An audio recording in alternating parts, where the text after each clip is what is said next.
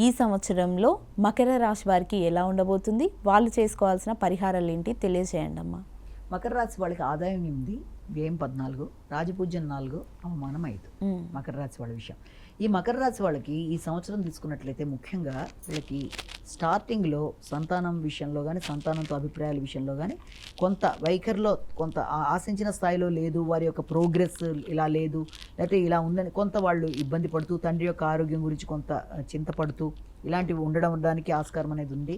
రావాల్సిన లాభాలు వచ్చినా కూడా కొంత ఇలాంటి ఇబ్బందులు పడ్డా వన్స్ గురుడు ఎప్పుడైతే చేంజ్ అవుతాడో ఆ సమయంలో వీళ్ళకి ఎలా ఉంటుంది అంటే ఈ యొక్క పోటీతత్వం అనేది ఒకటి పెరగడం, శత్రు రోగ రుణాల విషయంలో మీద ఎక్కువ వీళ్ళకి దృష్టి సారించుకుంటూ ముందుకు వెళ్ళడం అనేది, ఈ నేపథ్యంలో శత్రువులు ఇబ్బంది పడడానికి చేసే ప్రయత్నాల వల్ల మీరు కృషిశీలత పెరిగి, నైపుణ్యాలు పెరిగి వీళ్ళ గౌరవం అనేది ఒకటి పెరుగుతుంది. ముఖ్యంగా వృత్తిలో కొంత వీళ్ళ మాటల వల్ల కావచ్చు, లేకపోతే పద్ధతి వల్ల కొంత అభిప్రాయ భేదాలు లాంటివి, అపార్థాలకు ఆస్కారం ఉండే అవకాశాలు ఉన్నాయి. కనుక వీళ్ళంతవరకు అవసరమైన చోట మాత్రమే మాట్లాడడం అనేది మొట్టమొదట చేసుకుంటూ ముందుకు వెళ్ళవలసిన బాధ్యత అయితే ఒకటి కనబడుతుంది. దీర్ఘకాలిక పెట్టుబడుల మీద వీళ్ళు చాలానే ధనాన్ని వెచ్చించడానికి ప్రయత్నాలు చేస్తూ ఉంటారు. కాబట్టి ఆ విషయంలో, ఆ దీర్ఘకాలిక పెట్టుబడుల విషయమనే కాదు, దేన్నైనా ఖర్చుల విషయంలో, ఆకస్మిక ఖర్చుల విషయంలో కొంత తగిన జాగ్రత్తలు తీసుకోవాలి.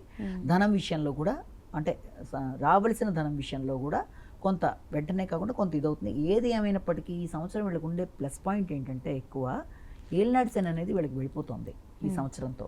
కాబట్టి ఎప్పుడైతే శని ప్రవేశించిన రాశి ప్రకారం వీళ్ళకి ధైర్యం, నమ్మకం, స్థిరత్వం, కమ్యూనికేషన్, పరాక్రమం, తర్వాత ట్రావెల్స్, తర్వాత ఇతర వ్యక్తులతో మంచి సహకారం, ముఖ్యంగా కింద సేవకా వర్గం వాళ్ళు సహకరించడం, తోబుట్టుల సహకారం అన్నీ కూడా వీళ్ళకి ఇప్పటిదాకా వీళ్ళు ఎవరిని అపార్థం చేసుకున్నా వీళ్ళంత వరకు ఇది సమస్య పోవడానికి, ఒక మైత్రి బంధం బలపడడానికి, సహకారం పెరగడానికి ఆస్కారం అనేది ఒకటి చెప్పొచ్చు.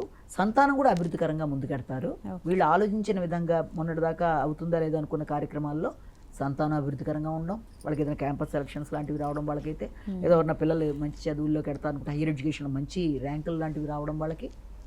అలాగే ఉన్నత విద్యకు సంబంధించిన విషయాలు, దూర ప్రదేశాలకు వెళ్దాం అనుకునే తండ్రి యొక్క ఆరోగ్యం కూడా ఇంత ముందు కంటే కూడా అనుకూలంగా ఉంటుంది. అలాగే ఎవరన్నా వీళ్ళని ఇబ్బంది పడడానికి వీళ్ళ యొక్క స్వయం శక్తితో, అంటే ఆగుతూ వచ్చిన పనులన్నీ కూడా చక్కగా ఇప్పటిదాకా ఏదైనా ఆగుతూ వచ్చాయి ఇంతకాలం పట్టినకున్న కూడా వీళ్ళే చేసుకుంటూ ముందుకు వెళ్ళిపోతారు. ఎవరన్నా మోసం చేయడానికి చేసే ప్రయత్నాల్లో కూడా వీళ్ళు వాళ్ళని అధిగమిస్తూ ముందుకు వెళ్ళిపోతారు. ఏదైనా గృహ నిర్మాణాలు అవేమైనా మొదలుపెట్టినా వాటిని చేస్తారు. అలాగే ఈ రాహుకేతుల ప్రభావం వల్ల కూడా వీలైనంత వరకు వీళ్ళకి సామర్థ్యం పెరుగుతూ ఉంటుంది. తర్వాత దగ్గర ప్రయాణాలు చేస్తారు.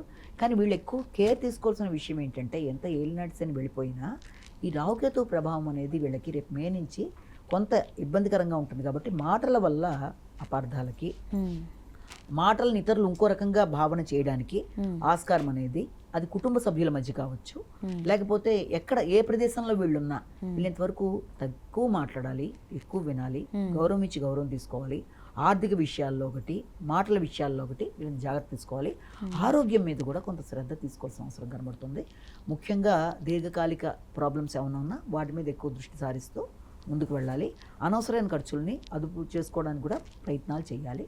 కాబట్టి వీళ్ళంతవరకు వీళ్ళు చేయవలసిన పరిహారాల్లో మనం ప్రధానంగా తీసుకునేవలసింది అటు వినాయకుడికి సంబంధించిన పరిహారాలు లాంటివి, దుర్గాదేవికి సంబంధించినవి శ్రీ దుర్గే నమః చేసుకోవచ్చు. అలాగే దాంతోపాటు గంగానాధిపతి నమః చేసుకోవడం అనేది బాగా చేసుకున్నట్లయితే ఈ సమస్యలను అధిగమించడం సులభమైన